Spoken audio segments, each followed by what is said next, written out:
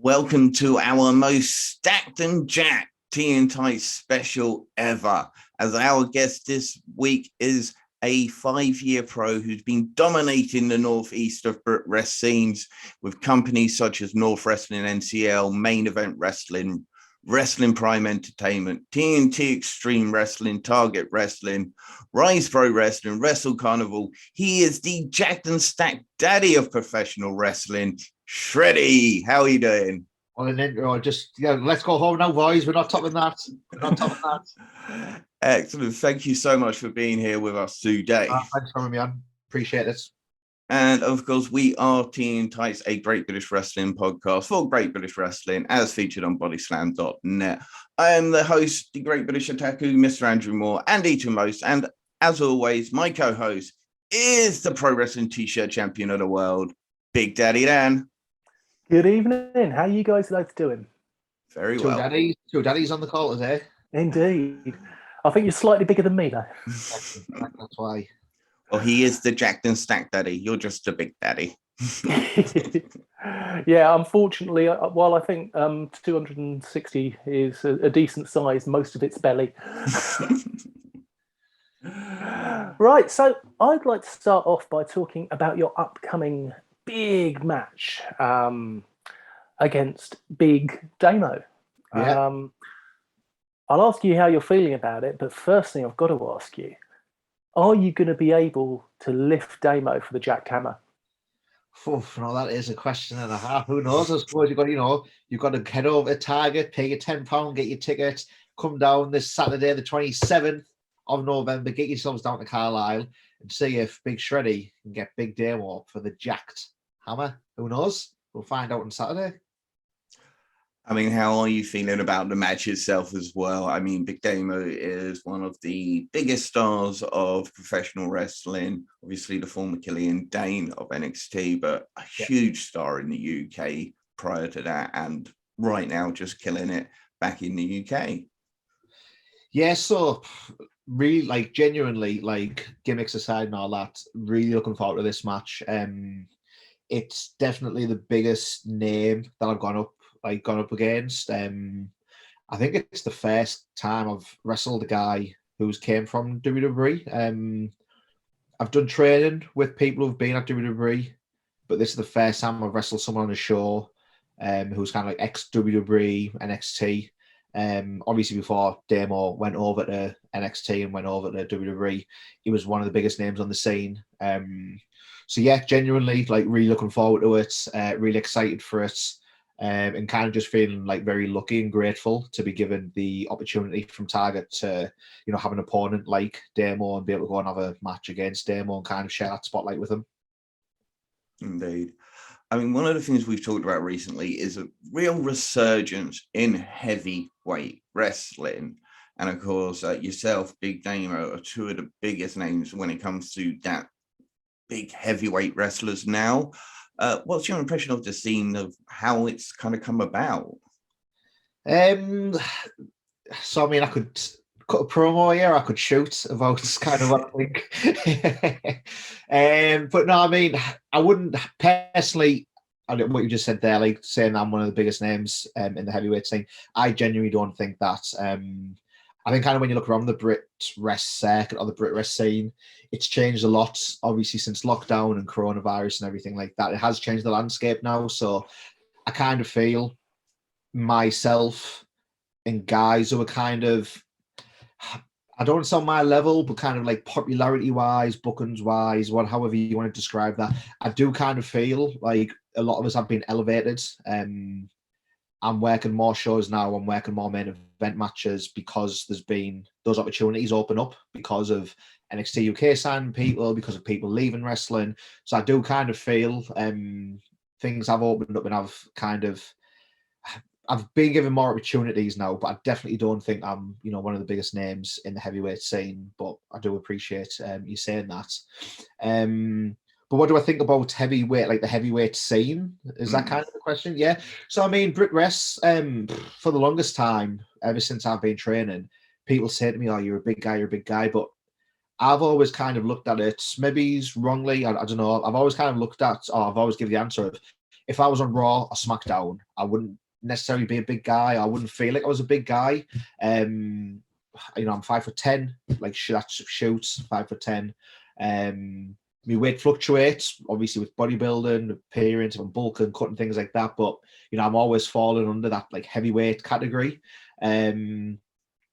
But I do think that since lockdowns came back, and I kind of started transitioning to this just before lockdown, and I was trying to incorporate my matches, people were telling me to work more, like not as a big guy, as like this lumbering guy who doesn't, bump and doesn't, get hit off his feet, because I'm not a tall guy, but, just work more of that powerhouse style, where I was always trying to think, I need to wrestle, I need to be like Eddie Guerrero, I need to be this technical, like, wizard, and I just, since over lockdown has given me a chance to kind of rethink about wrestling, rethink kind of what my position in wrestler is, what my role or character or persona is like in wrestling, what I can bring to shows different to other people on the scene.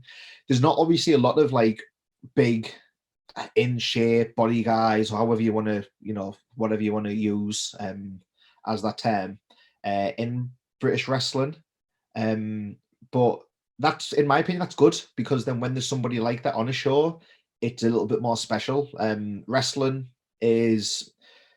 a variety show, and even though I look the way I do when I'm into the gym, people kind of just assume like, oh well, I think all wrestlers need to look like they're in shape, that they all need to look jacked up, things like that. Not at all. Like wrestling is all about that variety. It's all about character, and you need that variety. If everybody was, jacked, if everybody was lean, if everybody was ripped, it'd just be boring. There'd be no variety in there. Like, look at any kind of entertainment, look at any medium. I grew up loving X-Men, Spider-Man, Marvel Comics, things like that. You don't have the X-Men team full of Jack Powerhouses.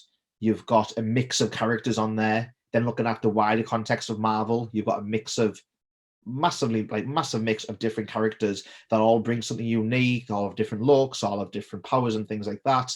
So wrestling for me is all about that variety. So it is good, because I do feel like in British wrestling there is a lot of smaller, more kind of, I don't want to say average looking guys, but more kind of like average height, average weight, smaller kind of guys. So having some heavyweight action in there, whether it's a heavyweight body guy, a heavyweight kind of powerhouse guy, a horse, whatever it might be, it is nice to have that kind of style being featured a little bit more, because again, it's just different, and having those heavyweights on a show kind of breaks something up, offers something a little bit different to the other things that you might see on typical like British wrestling shows.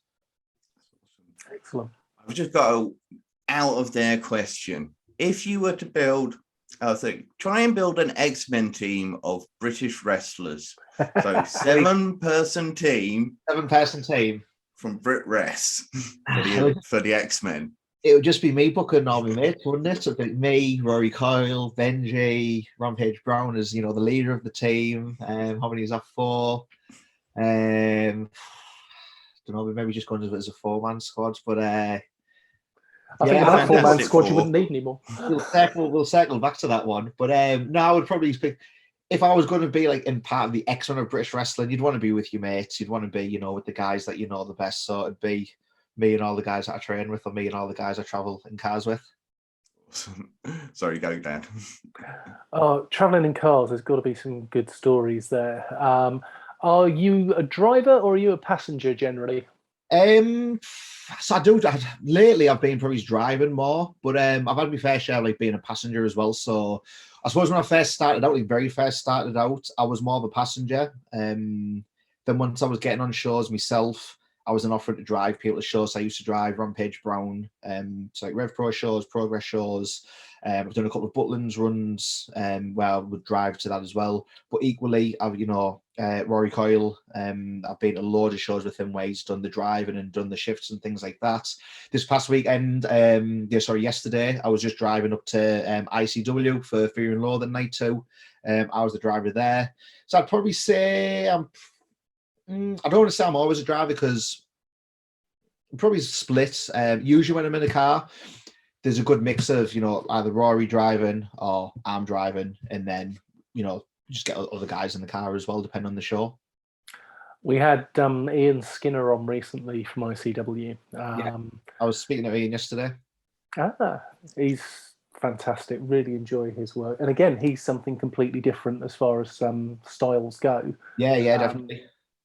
So, how was night 2 at Fear and Loathing? Class, really enjoyed it from start to finish. I actually put a tweet out about it earlier today. Yeah, really good. Started off hot with the ladder match.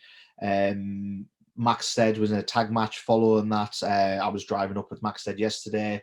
Really good match. You had Andy Wildman, Big Damo, which that was the match I was most looking forward to, because I've got the match coming up with Big Damo. You had BT Gunn and Stevie Boy in like a death match in the main event, which was class. Like, I'm not a huge death match guy, just death matches for the sake of death matches. But the match that they had was really good. Rio was working Casey, brilliant. Love Rio. We had Gia Adams, who was on the pre-show. Gia trains with those guys, so she was up in the car yesterday. Did a really good job in the pre-show match. So yeah, like literally from top to bottom, ICW was kind of, especially over lockdown when there's not been, the fans in attendance, having to almost do a reset because of losing talent and things like that. And they really, kind of it's not like pressing the reset button on it to see the outputs of what those guys have done over the past year and a half, is it? Absolutely class, really good night, and everyone on the show should be proud of themselves for what they've done. And it has been easy to see because it's been on the network. Yeah, it has. And we interviewed Adam Maxson as well recently. All right, cool. Really lovely guy. Yeah, he was just coming from the gym as well. Yeah. I know Maxson for maybe he's about a year into training, maybe he's even less. So Maxson kind of lives localish, or lived a little bit more local than what he does now to me. But first met Maxson training up with Rampage. Got on with him straight away, and then kind of just hit it off and being friends with Adam now for almost 5 years, I'd say. Yeah. Andy. Well, looking back to sort of like your big Stacked and Jacked, did you do work with anyone specifically for diets? Do you do bodybuilding shows as well? Yes, I mean, people think it's like a catchphrase, a slogan, whatever. Like, ain't no gimmick, it's a lifestyle, is kind of what I say. That's generally not a catchphrase for me. So I got into wrestling. I got into bodybuilding because I got into weightlifting when I was a teenager, and I got into weightlifting because I grew up watching wrestling and I wanted to look like a wrestler.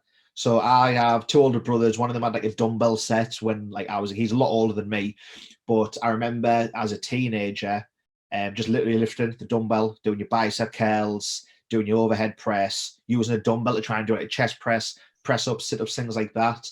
And that was purely just because I watched wrestling and I was like, I want to look like a wrestler. And then when I was a teenager, something that a lot of people don't know about me, I actually trained like 2 sessions with 3 count wrestling when I was still in school. The first session, my dad took me and my schoolmates to go and train. He stayed with us, brought us home. I live in Hartlepool. This was Middlesbrough, so it was like a 20-minute drive. The second week, we got the bus. The bus got us back to Hartlepool. By the time we walked home from the bus stop home, it was after midnight. It was a Monday night. It was a school night. My mum and dad went off it with me, and they were like, "You're not doing this anymore." And that was the end of wrestling for me. So I couldn't do it as a teenager. Then I got back into wrestling training when I was at uni. Again, it was through 3 count. I found out that they were still running training. It was in a different place, run by different people. The coach just packed it in. So I started going, was training. The coach eventually packed it in. So that was the end of that training. And that kind of experience just soured me a little bit in wrestling because I was like, I've just put all this effort into training. This was not early internet because I was in there was no social media. So it was hard to find training schools. Literally didn't know, couldn't find anywhere else that was training. So that was kind of the end of that. But yeah, I got into the gym because of, like I say, wrestling. Then reading about, how to put muscle on, how to get in shape, you then realize, a lot of this is diet. So then reading online about diet, coming across bodybuilding diet, bodybuilding training. And then I just kind of fell into training. When I was younger, I trained like a powerlifter with a little bit of bodybuilding tacked on. But I wanted to, like, the more I was training and the more I got serious about my training and the more I got serious about diet, just through on like research and things like that, I decided I wanted to compete in a bodybuilding show. And that was kind of because I thought I'm putting all this effort and time into the gym. I kind of want to see what I can do. So I changed gyms.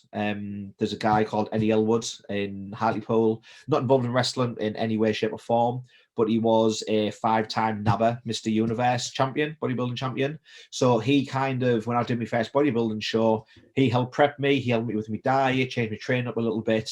That was in 2013. And then as the years went on, he kind of gave me a little bit of advice. But after a few shows, you kind of know the basics, you kind of learn your own body, you kind of adapt to it and things like that. So, like, my physique was, I kind of knew the fundamentals of training before bodybuilding anyway, but that did change up a little bit through the help of the bodybuilding coach.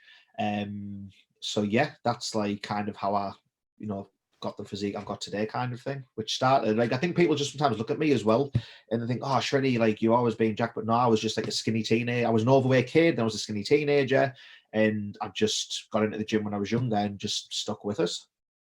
I've got to say, you are jacked and stacked, obviously.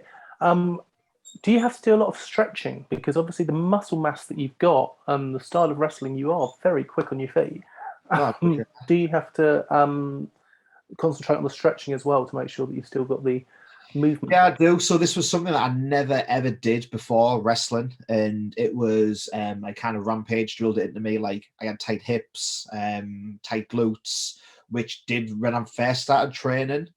Looking back at like training footage now, and even some of my early matches or appearances on shows, I'm very robotic with like how I'm moving, and that kind of came about because of just tightness in the muscles, tight, especially on the hips. Rampage gave me some drills over at training. We always do stretching. And then even as I got a little bit older, just for like kind of injury prevention, but also for wrestling, being able to move better and be able to, perform better in the ring, stretching is now a big part of my routine. For the past couple of months, I've been going to physio every week as well, just to kind of help out and, make sure that things are staying loose. Any like niggling, like potential injuries, getting those seen straight away before they become like an actual injury. So yeah, stretching is a big part of the routine now, as well as like the regular weekly physio sessions. Excellent. Now, you mentioned that you were young watching wrestling. So who did young Shreddy watch when he was younger? So I got into wrestling. So wrestling was always on in my house. I have two older brothers who were like a lot older than me, and I always remember like wrestling being on Sky Sport. I always remember, the blue mat outside during like the early 90s kind of stuff. But when I properly got into wrestling, and my guy was The Rock. Like, for me, hands down, The Rock like is the GOAT. He was my favorite as a kid, favorite as a teenager. As I've grew up and I'm a wrestler myself, I can look back now and I kind of maybe some different guys, so like from just a pure in-ring perspective, think, all right, they're like the best kind of thing. But yeah, when I was a kid, kind of grew up, really got into it in the Attitude Era, like most people my age did. The Rock was hands down number one, my favorite. And then my second favorite, that people might be surprised, or people always seem to be surprised when I tell them this, was Mick Foley. I remember fondly one Christmas, I think it was like Christmas 2000, I could be wrong though, one of me brother, not my oldest brother, but my other brother, who was also older than me. I was wanting The Rock's book and Mick Foley's book, the one that Mick Foley became New York Times bestselling author from us. The Have a Nice Day book. I wanted that, and The Rock's book was also, it's on my Christmas list when I was a kid, like 9-10-year-old or whatever. I put down like I wanted these books.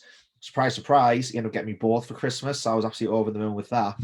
Like 10, 11, 12 years later, I went to go and see Mick Foley when he was doing stand-up in Newcastle, and then in Middlesbrough. I took the book with me to get signed. So it's the book that I had when I was a kid. Managed to meet Mick Foley and get that signed as well. But yeah, The Rock was my guy when I was a kid. But you could literally grow up in that time. There was so many people that like I loved. Like, I remember as a kid, I loved Rikishi. I loved Too Cool. I loved Ken Shamrock. I hated Kurt Angle. But I remember the Invasion storyline when like Kurt Angle's like the savior. I remember like me and my mate, yeah. like, me and my mates like, this is so weird because like we hear Kurt Angle, but Kurt Angle's like no the savior of the WWF. So that was like a weird kind of thing. But yeah, like it's literally from like childhood, there's just so many characters who I like. Everyone had a character back then, so it was very easy to pick out like half a dozen or a dozen people who you absolutely loved. I totally agree with that. You mentioned Mankind, a hardcore legend. Now, you hang around with a hardcore legend of the UK scene. Yeah. And somebody I know Dan was very much looking forward to talking to you about. So I'll pass it back to Dan. Mr. Rory Coyle. Yeah. He's had some proper death matches over the years. Yes, he has. Yeah, I've been in attendance for a couple of them. It must be terrifying as a friend. So I do remember one match, and I don't want to say too much because obviously, like, I don't want to expose too much kind of thing. But I do remember one match. It was a BWR death match.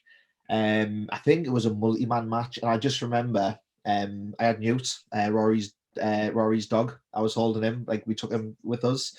I was kind of like minding Newt and looking after him while Rory was wrestling. And I've never done a death match. I've had a hardcore match, took thumbtacks, and I remember taking thumbtacks. Taking the bump wasn't too bad. Being pinned on them was what got me, and it was like, I can't wait for this pin to be done just to get me back off these thumbtacks. I saw Rory bumping onto shattered glass from the light tubes and things like that, and it reminded me, or it made me think that must have been how I looked when I was trying to get off the thumbtacks. And I just know what the thumbtacks felt like. The glass, I would imagine, is far worse. So yeah, like as like not just another wrestler, but as like a mate, seeing someone like that, and whether he was selling, whether he, like I don't know, whether it was like really effective, I don't know, but like you kind of look at it as a mate, and you kind of think like, what, like, yeah. I can imagine that's not something that's difficult to sell. Yeah. I wanted to also ask about someone you previously tagged with, talking about tagging, which is Martin Kirby, who's just had his coming out of retirement matches. Yeah. I was actually at the ICW tapings when Kirby made his like surprise return back as well. Yeah, that match with Daz Black was fantastic. Yeah, I remember messaging Rory was one of them, saying, just watch Kirby's first match back, match of the night. Like, it was so good.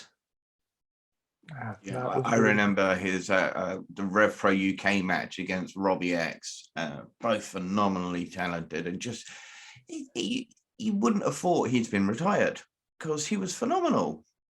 I think it's that thing over lockdown though, like a lot of people, because they didn't know the longer lockdown was going on for, and because of like, I don't know how to word this properly, but because of the state of the scene and some of the embarrassments and I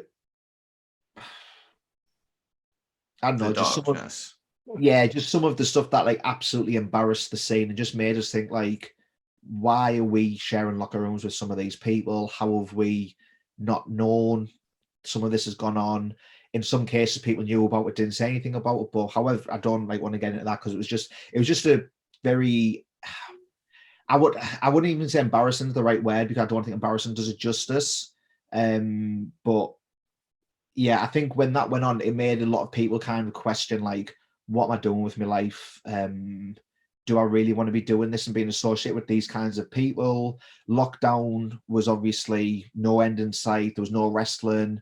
I think a lot of people kind of just were able to go, yeah, you know what, like my body's feeling better. I'm not bumping every weekend. I'm not in the car for 5, 6, 7 hours on these long trips. I'm not feeling knackered all the time, blah, blah, blah.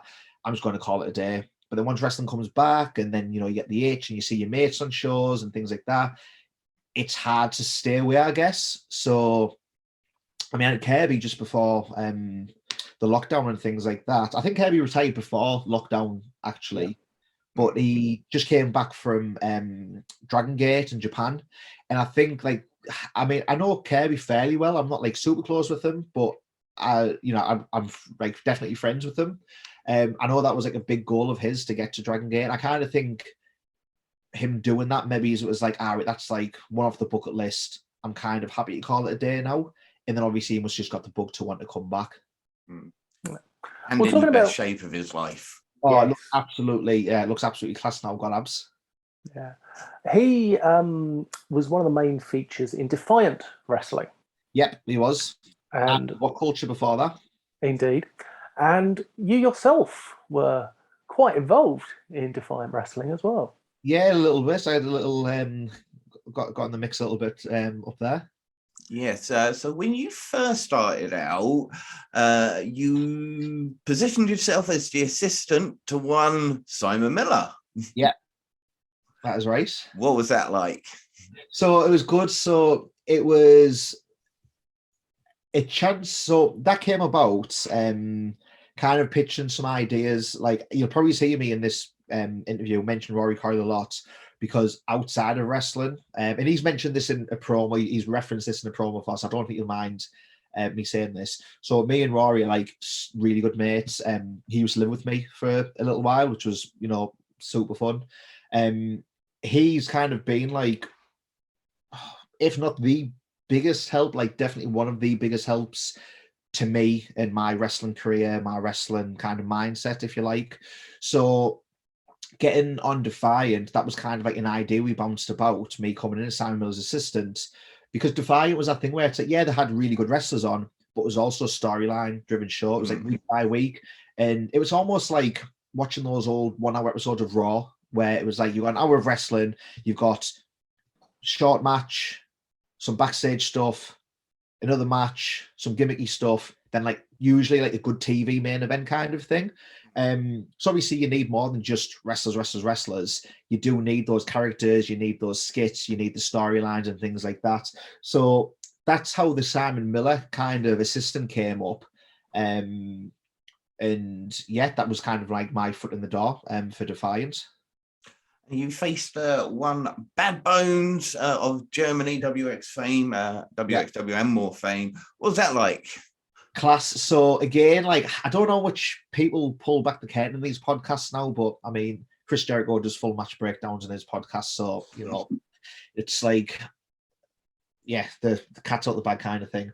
But Bad Bones, I remember going over the match with him and came away, and again went over to Rory and I was like, right, this is the match. And like, as soon as I'd finished saying that, he was like, he's been super generous with you. And I looked at him, I was like, yeah, I know. Like, it was that thing where at the time, what we're going back to 2019, I think this was. So I'd only been on shows from 2017. I began training in 16, but only actually on shows wrestling from 2000 at the end of 2017.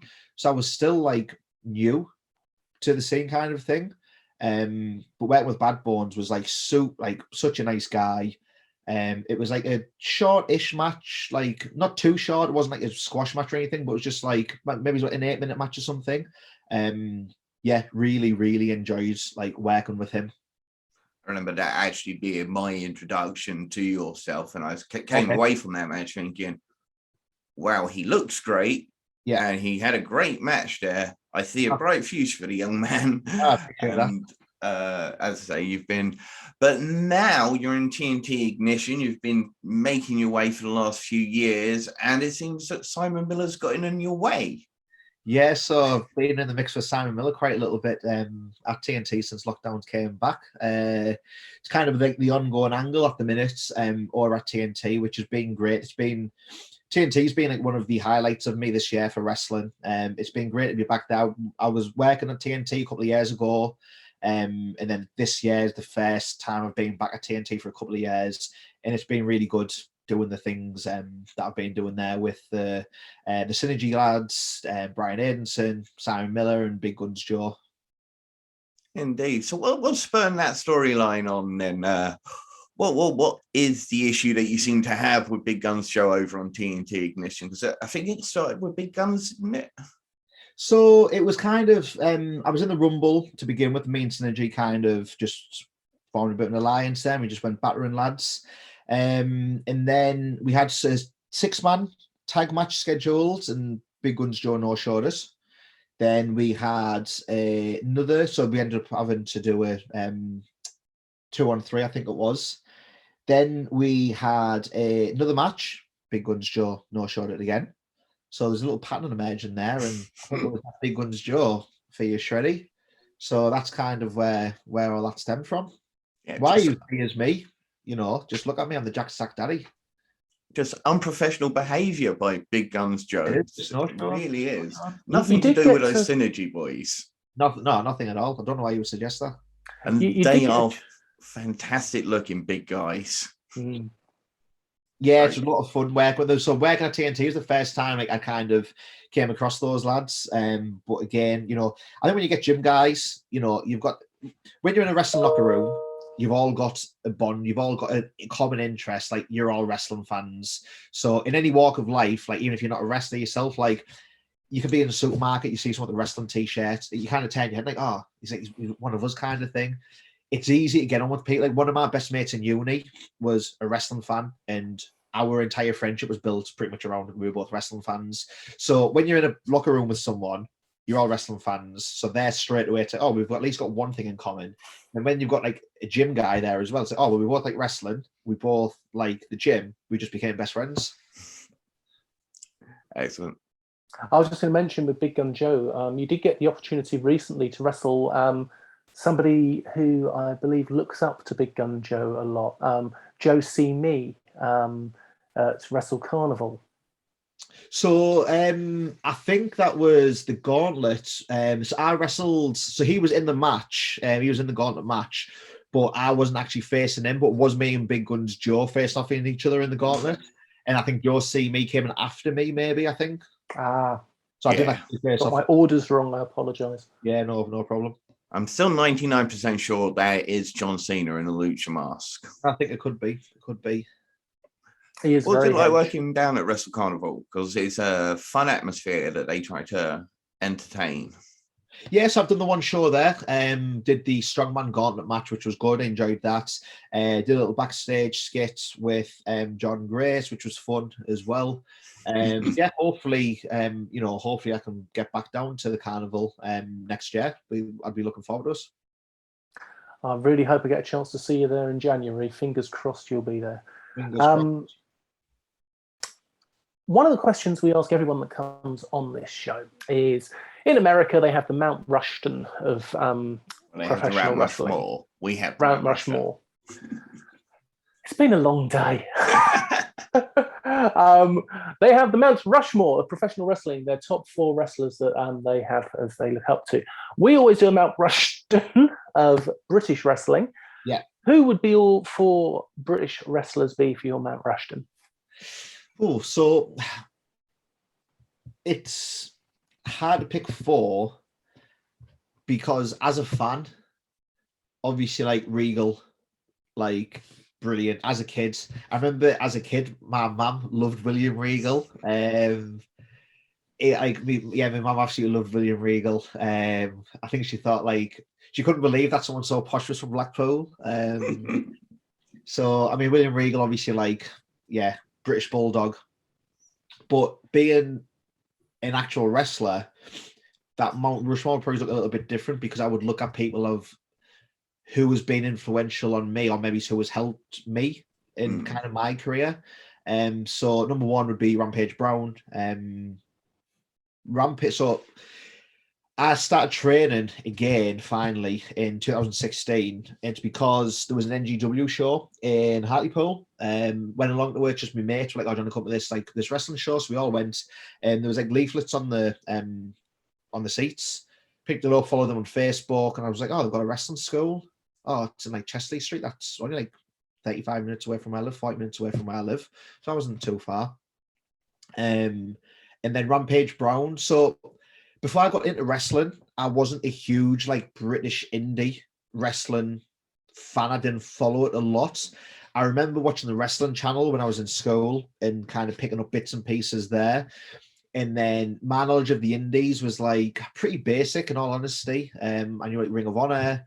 I looked at TNA as an indie company then, which obviously it wasn't. It was a big company. But my knowledge of the indies and things was pretty much just from the wrestling channel and seeing guys on there. I was familiar with Rampage Brown beforehand. I remember seeing him like in person. I was like, oh, this guy, like, he's a beast. So I was like, all right, like, there's training on pretty close by. So him, definitely Rampage would be like there for me because he's been a big influence in my career.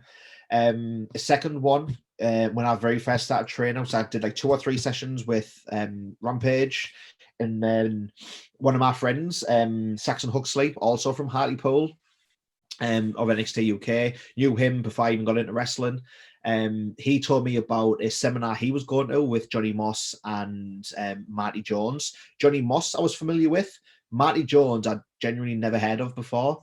Went down to the seminar, was like, this guy is just like, he's forgot more than like a lot of top wrestlers know. So then I began training with him weekly as well. So it was like Rampage and Marty was like kind of where my training was split between. So I would probably have to put those 2 guys on, because in the early days, I don't get down to Marty's much anymore just because of the travel distance and busy life and things like that. But definitely in the early days, Marty was like a big help just because of the training and things like that. But then I suppose like looking at influences for me and motivation for me, British Bulldog, one of my favourites as a kid. Obviously, the style of wrestler he was and his appearance, his physique and things like that. Big, big influence on me. I watch a lot of British Bulldog for tape study. And then I absolutely loved Drew McIntyre. Loved him back in the day before he got released from WWE and then taught in the Indies and went back.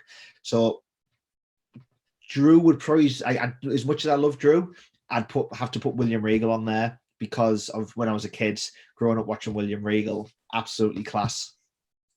So a bit of a mix. There's a couple of guys that have helped me out, a couple of guys who, I look at as an influence. And then, William Regal, massive influence, though, on the scene. Mighty Jones, one of the reasons I put him on as well, he trained William Regal as well. So he's, yeah. We're about to interview, actually, a gentleman called Stephen Bell, who's an author, who's got a new biography coming out of the British Bulldogs. Oh, right, that's cool. So we're interviewing him later on this week. Cool. And talking about books, how good's Regal's biography? I'll be honest, I've not read it. Oh, worth a read. I put it right up there with Foley's. Right, okay, spot on. Yeah, really good book. Thank you. That is an interesting group of people. British Bulldog comes up a lot. Regal comes up a lot. I think it's the second time Rampage has come up. So, I mean, Rampage, like, if you ask any of, like, maybe some of the guys who are just getting into wrestling now, may not be as familiar with Rampage because he's kind of off the scene and he's over on NXT UK. But when I was starting out and all the way up until now, even most of the guys I speak to consider Rampage to be the best wrestler in Europe. And before he got signed to NXT UK, he was signed back to WWE back when it was FCW years and years and years ago, and he left of his own accord. He wanted to come out of WWE. He didn't get fired or released or anything like that. He wanted to leave, so he did. Came back, taught up in the Indies, and if you ask workers and wrestlers who they think like the best European or British or English wrestler is, the answer I hear all the time is Rampage Brown, and I would agree with that as well. Yeah. Indeed. Do you remember what Rampage Brown's name was when he was part of SCW? Was it something Lynch? It was, it began with an M, I think. What was this? No, I'm thinking, so I remember the squash match he had with Mark Henry as part of his tryouts back on ECW. Yeah, I can't remember what his name was in FCW. No, I can't remember. I can't remember what it was now, and it's bugging me. I'm going to have to look up this squash match against Mark Henry. I've missed that. Yeah, so it was when there was the WWE ECW.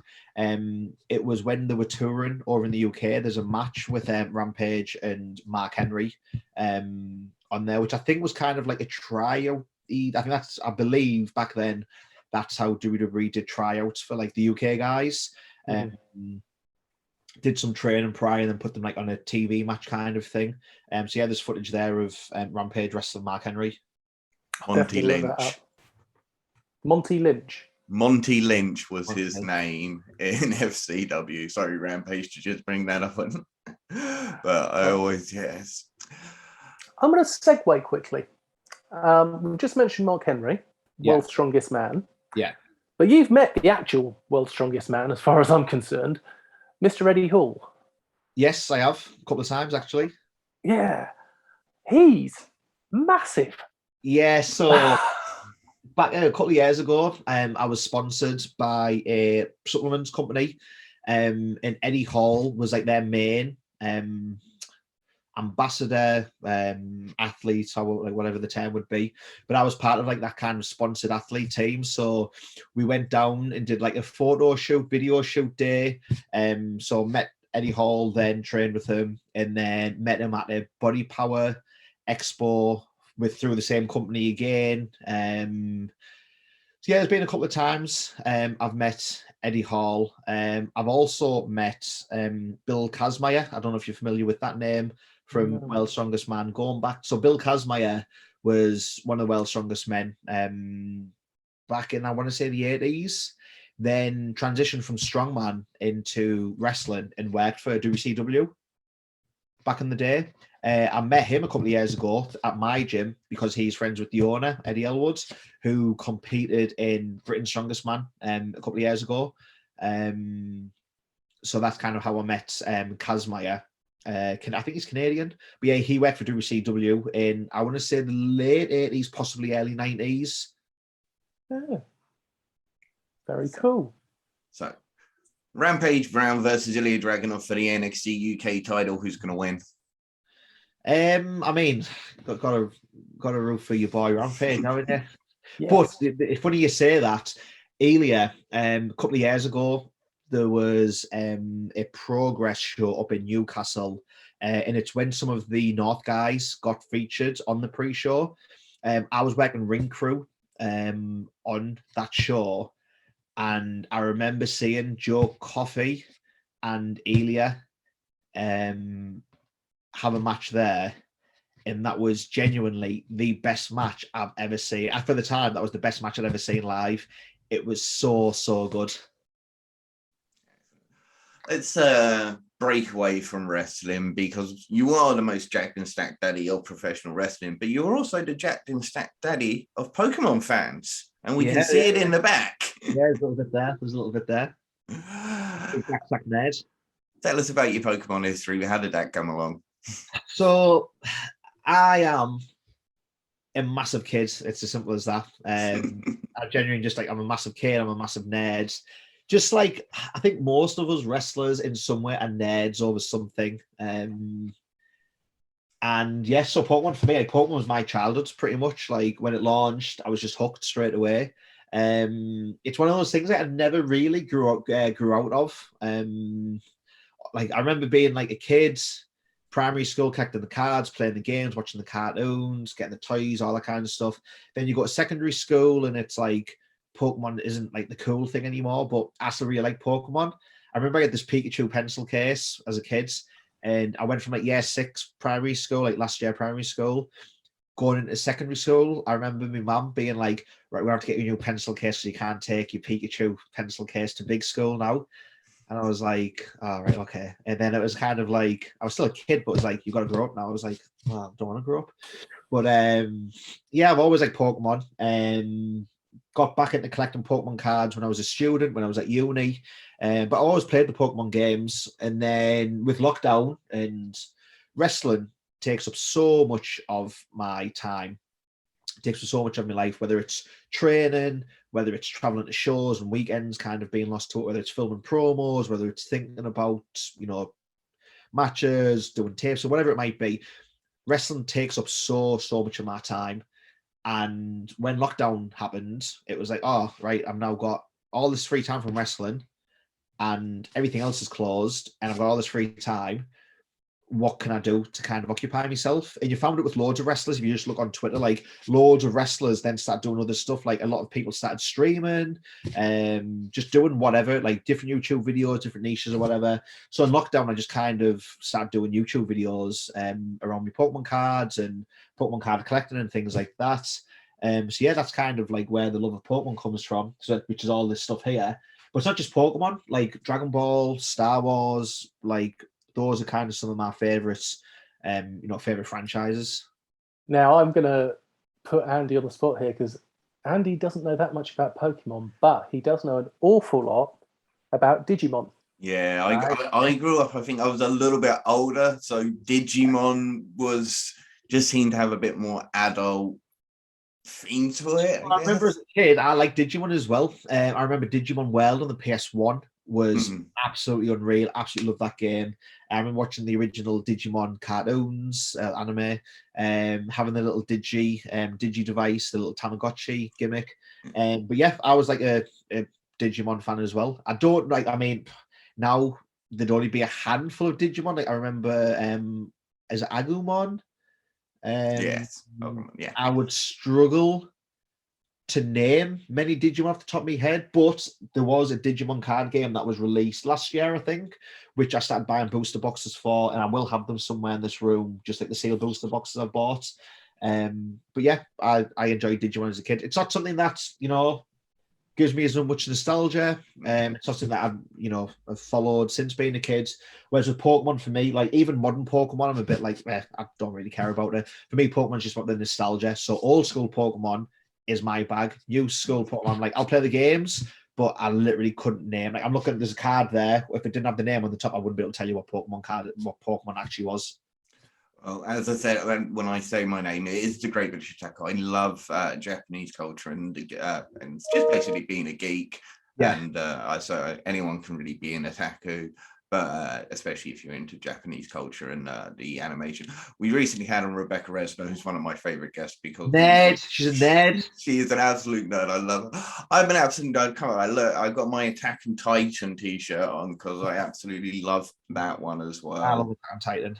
So actually, I remember I messaged Becca last week. So I was scrolling through Facebook and I saw an advert for Attack on Season, like Series 4. And I was like, oh, the second half must be out. Clicked on it. And it was just, it wasn't Crunchyroll, but it was an advert for some like streaming service. And it was just like, oh, we've got Series 4 on. And I was like, well, that came out like at the start of the year, last year. So I messaged her the screenshot of the advert and I was like, legit just thought like the second half is out, and then I clicked on the link and I realized it's just like the first half. So yeah, still waiting for the second half of Series 4. It's coming this year. I can't remember the exact date it's being released. That's why I thought it was the actual second half, because like we're in November now, and I was like, oh right, it must be out now, and it's like they need to hurry up and release this. Yeah, how good has that new season actually been? No, so I'm going to be honest with you, the final season I really, really struggled getting into, like at the start, like to the point where I was tweeting about it saying like, this is shit, like what's happened to Attack on Titan. It just felt like such a change in, so I don't know if one of the studio, so the animation did change. One of my friends told me about this and I was like, oh, it wasn't the animation. Like I personally wouldn't have known that the studio changed, but one of my friends is like a video editor and animator, and he wasn't even an Attack on Titan fan, but he just heard about it because kind of in his niche, a lot of people were talking about it and how the animation had changed. He was telling me about that. I was, all right, that's interesting. But I think it was just because you've watched 3 series of this story, and the story has evolved so much from series 1, which I really liked. It's like not what you expected at all. And then by the time you get to series 3, it's this whole like other layer and other level. But you've got this like set cast of characters and the set story. And then series 4 is like, right, here's a new bunch of characters. It's a completely different like story we've got set up. And it takes so many episodes to kind of figure out what's going on. Yeah, it was just so like, and especially watching it on like fan dubs as well. It's like these translations that we don't even know what's going on kind of thing. So it did take me a bit of getting into, and I got into it, but yeah, it did take a bit of effort and a bit of work to get into it. A big series at the moment is Squid Games. So have you seen that? I have watched it. We've been like whatever week it came out, probably watched it within the first week. Like it was like released, but not maybe it's the first week it came out, but when like it kind of caught on and all the buzz was going on, it was like, what's the Squid Game? Yeah, watched that in like the first week it came out. Really enjoyed it. I actually seen a tweet or a Facebook article or something earlier, is it called Hellbound? Apparently, this is like the new #1 Korean series, and Hideo Kojima, who makes Metal Gear, like the former Metal Gear director and game designer, he had apparently said something about it, which was why this games website was covering it.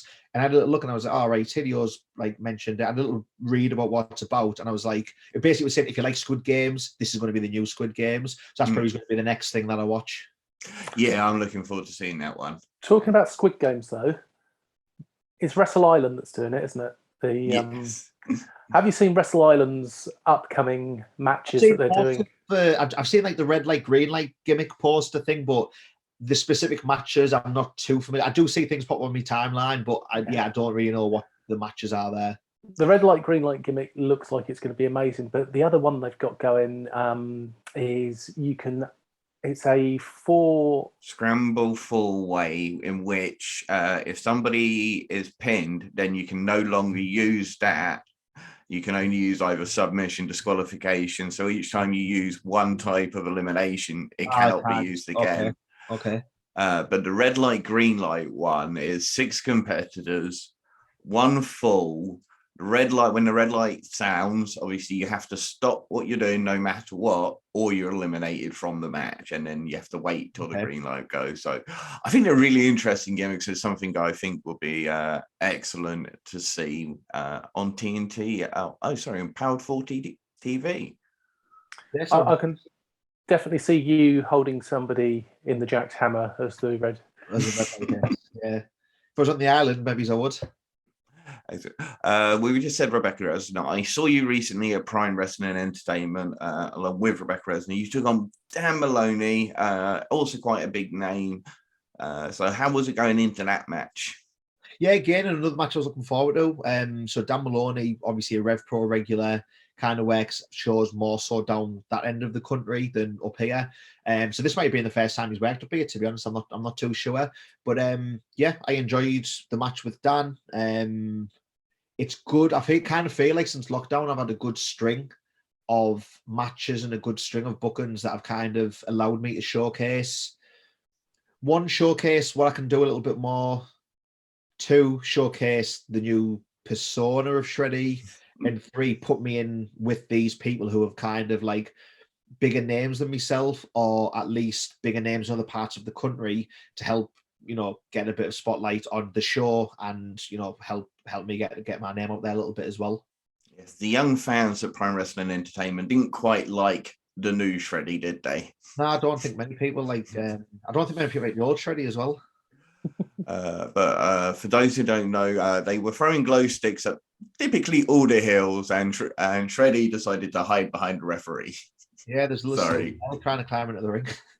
I know it got a bit out of hand, I must admit. I was thinking, say something. They did actually say something in the end, but it was all in the name of fun. But yeah, the kids certainly did. I think wrestling, I got into wrestling when I was a kid. I think most people get into wrestling when they're a kid. So if a kid wants to throw some glow sticks at me, like, just let them tire themselves out. They'll run out of glow sticks eventually.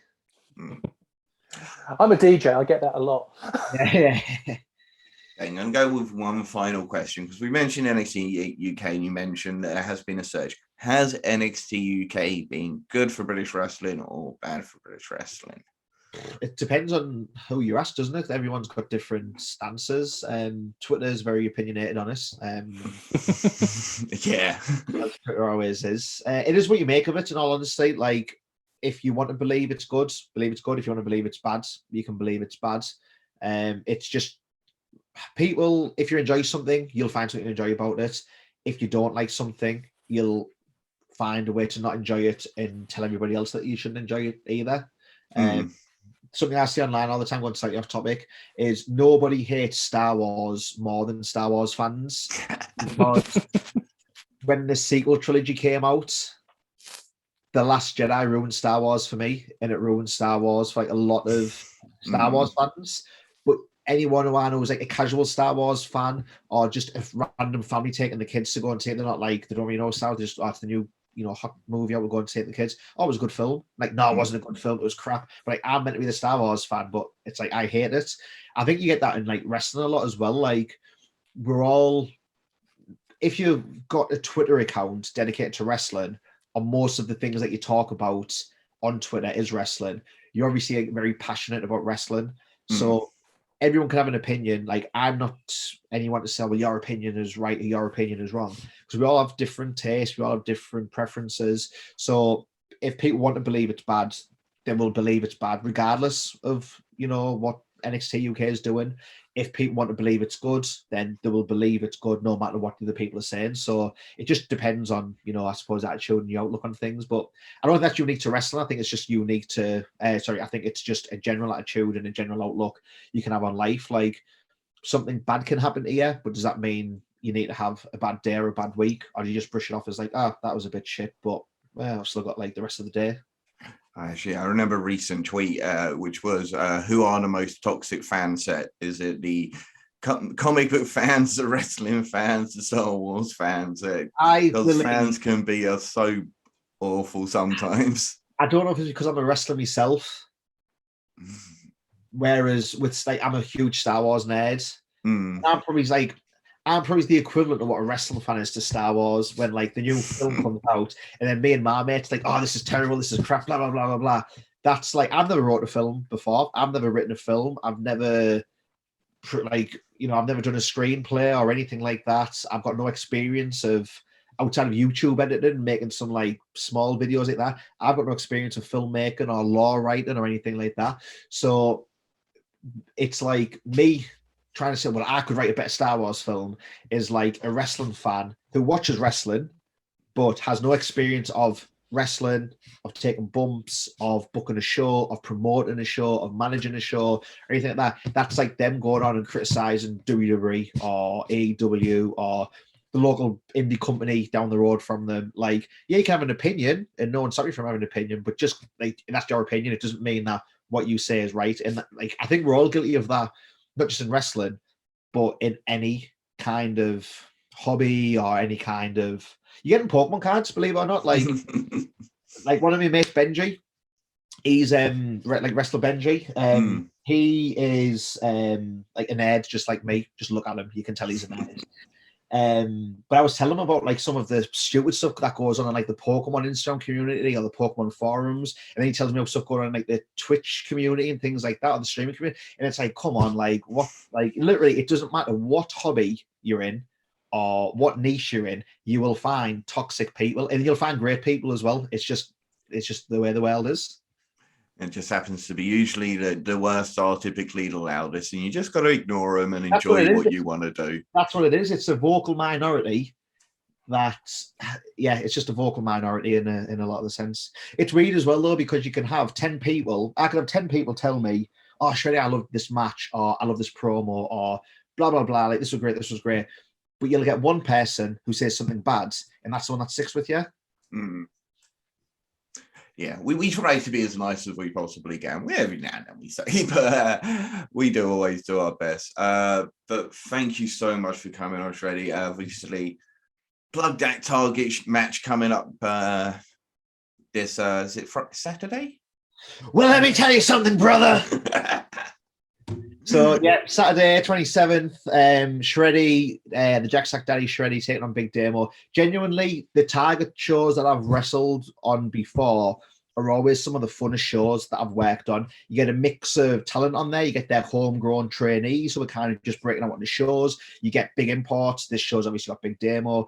The shows I've always been at, like Grado's wrestled on shows there before. If you go back over the history of Target Wrestling, like over years and years, they had some of like the biggest indie talent at the time, from like AJ Styles, Jay Lethal, just mental talent on those shows. This Saturday is Big Damo. The tickets are only a tenner. It's going to be, any Target show is fun, but you got Big Damo in the main event. So yeah, for a tenner, like, you'd be mental. Especially if you're local, you'd be mental to miss it. And it's the Station Hotel in Carlisle. I mean, it's a shame it's in Carlisle. Yeah. Maybe that's why it's just a 10. You do have to make the trip to Carlisle, but yeah, it's always a fun time at Target. The guys at Target have been great to me over the years. They're always fun shows. So if you're kind of in the area, or if you've got nothing to do on the Saturday and you're looking for a day out, a bit of a road trip or whatever, definitely get yourself down to Target Wrestling. Excellent. And then, of course, on Sunday, it is TNT Ignition, where you'll be facing Simon Miller and the Baldy A's and Big Damo. Big six man there. So it's a busy week of wrestling this weekend to round off November, and then we go into December where we've got a Rise show. Can't remember the day. I think it's the 10th of December, and then last show of the year for me is North. On I think it's the 11th. I could have the date slightly wrong. Could be the 11th and 12th, or the 10th and the 11th. But December, we've got North Wrestling as well. Big tag match there that was announced on the last show. So North again. North is kind of the show that give me my break in wrestling, I want to say. It has give me the biggest consistent opportunities, and that's kind of allowed me to break out onto other things and get into other shows. If it wasn't for North, then I wouldn't have had that platform to do anything in wrestling, I don't think, at least not initially. So North is probably my favorite show to perform on, and it's kind of the one that, like, I think everyone has their own show that they think, like, right, this is like, I want to bring every show we go, we want to do our best. But like for me, North is that one where it's like you really want to deliver, because it's almost like I almost feel like I contribute to North in a way, kind of thing. So I've been there for so long. Like, does that make sense? Yeah, you're kind of part of the history because it kind of came out of Defiant, didn't it? So you were already there. Of course, if you want to check out matches from Shreddy, you can go check out North Wrestling on IWTV. You can also check out his matches on TNT Ignition, which is available on Powered 4 TV. Yeah. So thank you very much for coming on the show. And remember, folks, don't feed the trolls. Just feed Shreddy.